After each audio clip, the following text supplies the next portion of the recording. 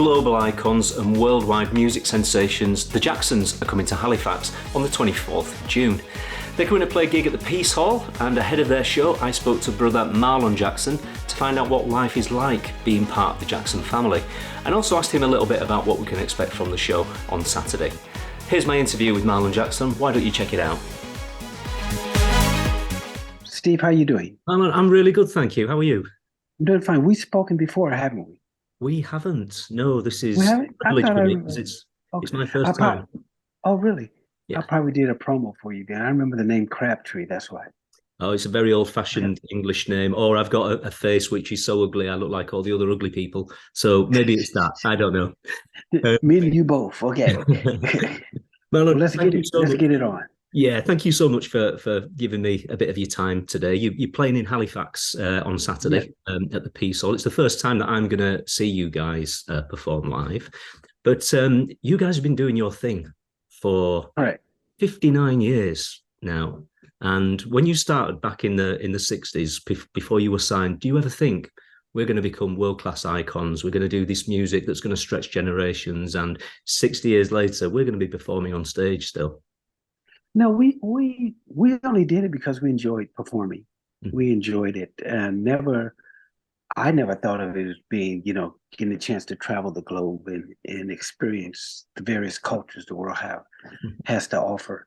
And it was just something that we enjoyed doing. And next thing you knew, it was worldwide.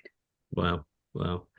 And you're still doing it nowadays as well, and that's quite an innings that you've had there on the music scene. Do you still get the same buzz when you're performing, when you're recording?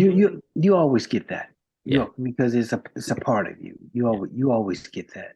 yeah, No matter how large the audience is, the once you hit the stage, it's just a different feeling you get inside yourself. yeah, yeah. I bet. Excellent. Well, I guess over the years, your styles have changed. You're kind of the Jacksons were sort of famous back then for these outfits, and I just wondered when you first saw these outfits and this style, was it yourselves that generated it, or did you think, "Wow, never seen this before"? Well, with the Motown days, they had Boy Clapton was the name. He made our outfits, and we were kids, so we did what they wanted us to do and Mhm. follow the yellow brick road, if you would say. Yeah, And then after we got older and we moved to Sony and started, producing our own music and writing our own stuff, we kind of, had sketches. Someone brought sketches of outfits. Would you like to wear this? Would you like to wear that? And Ruthie West and then Bill Whitten started making our outfits, our uniforms. right, right. Mhm. And now are you in charge of your own styles now when you're Yeah, stepping out? yeah. It's just simple. We are in charge of our own styles. But the main thing is to try to put on something that's comfortable on stage where you can move and do what you need to do. Yeah, yeah, I bet.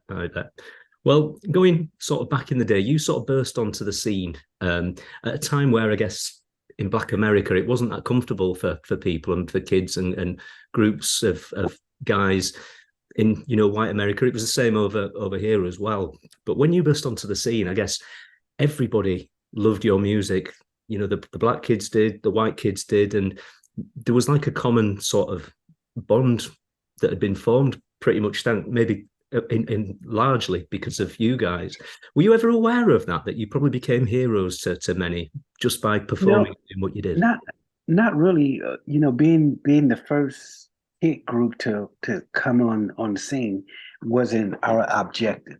We just love performing, like I stated before, and doing things. But someone had told me, and they told me, when you guys came on the scene, that was when they just started here in the U.S. integrating schools. Mhm. And they said I was one of those persons that was bused into an all-white school. Right. And they said I had a real tough time until the teacher told us to write about our favorite music, our favorite group. And before you knew it, the white kids and the black kids, we all wrote about the Jackson Five. Mhm. And that's the first time we found something that we had in common that brought us together. Wow. and that changed everything for me. And then we started realizing that we're all the same. And that's what they told me. I said, I never knew that our music did that, but that's the power of the Lord.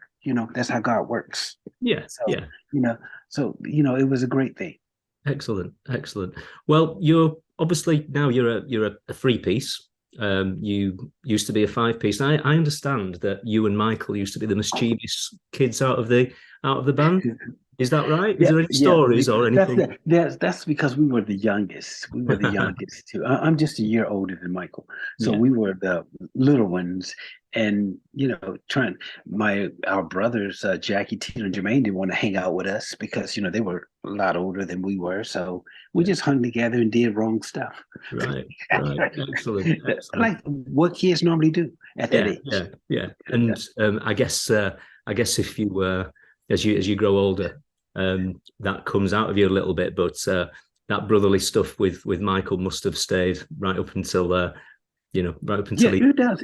It's a Yeah, bond that you won't forget because you reminisce about all the things that you used to do when you were kids in Gary, Indiana. And then as you grow through the years, I've been blessed and fortunate to to have a job that is with my brothers, is with family. So we grew and then traveled the world on top of that.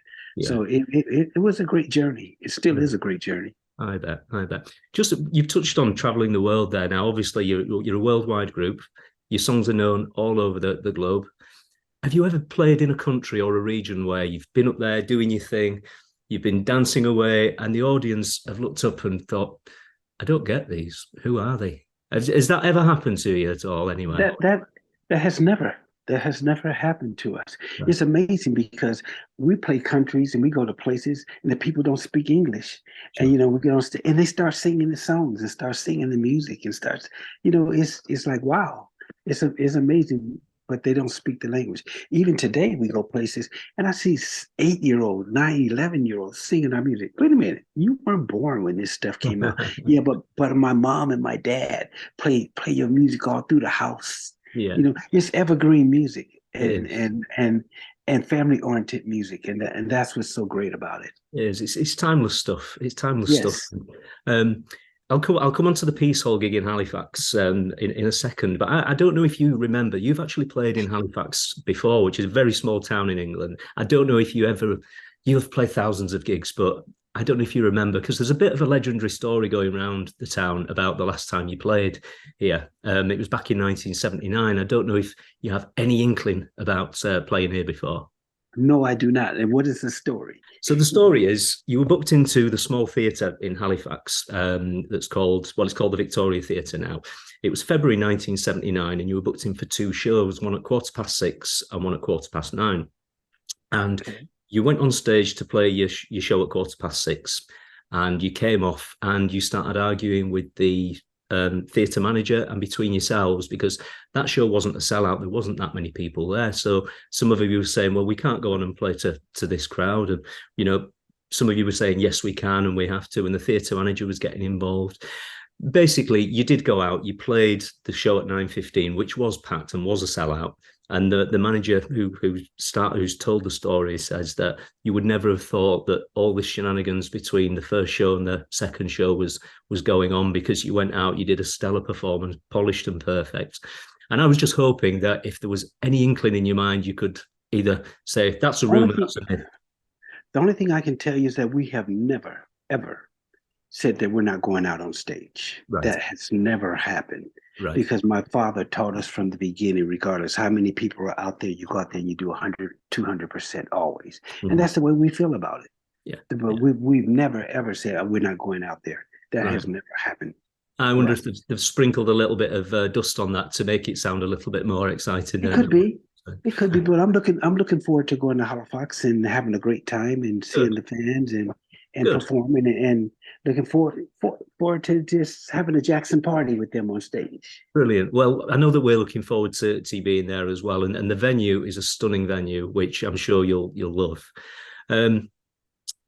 I've got two more questions for you, and okay. The first one that I want to ask is, I know that you've been asked thousands of questions, probably all the same over the years, but is there any one question that you wish that you'd been asked in an interview that you haven't been asked? If so, what is that question, and what would the answer be? No, there isn't. I've never thought about that. Uh, no, there isn't. Okay, There okay. isn't. And I'm so, sorry. no problem, no problem. But just with something similar in mind, you've got all these fantastic songs, which we're gonna love and dance to at the Peace Hall. Is there any one song that you could have, if you could choose one of your Jackson songs to be covered by any artist, present or past, dead or alive, who would you choose to cover the song, and what song would it be? Wow. I never thought about that one either. Oh, Um, that's one you've never been asked. So yes, that is. That's a question that's never been asked. I don't know. I don't know. I really don't know. It's amazing because and not trying to boast or brag or anything, but we've been blessed and fortunate to have so many number one records and hit records. And so there's not one. Our first four records went to number one, which made us internationally worldwide. And I guess one of those, maybe I'll Be There, which Mariah Carey redid. she did. Yes, but Never Can Say Goodbye is being redone by a few people. So Mhm. I don't know. I'm not for sure. Oh, I'm not for sure. But I will say this, as I stated earlier, my brothers and I, we did this because we loved it, but never understood. I never understood until I got older the musical blessings the Lord bestowed on my family. And after I got older, I've come to realize it wasn't just about recording music. It was about, through our music, going out, traveling the globe, yeah. uniting people in harmony and peace as one. And that Mm. was the true message. Because when we go places, different nationalities, and everybody come together in harmony and peace to hear the music. And that's what it's all about, bringing people together, and all uniting people together and becoming one in peace, a peaceful environment where they can enjoy themselves. And that's the true blessing. Excellent, excellent. Uh-huh. Yeah, well, I have absolutely loved speaking to you. I think my time is probably up. I said at the beginning Again, it was a privilege to speak to you, but speaking to you and sharing your stories is actually an honor. So I'm really looking forward to seeing you on Saturday. okay. You take Thanks, care. Steve. You take care, Steve.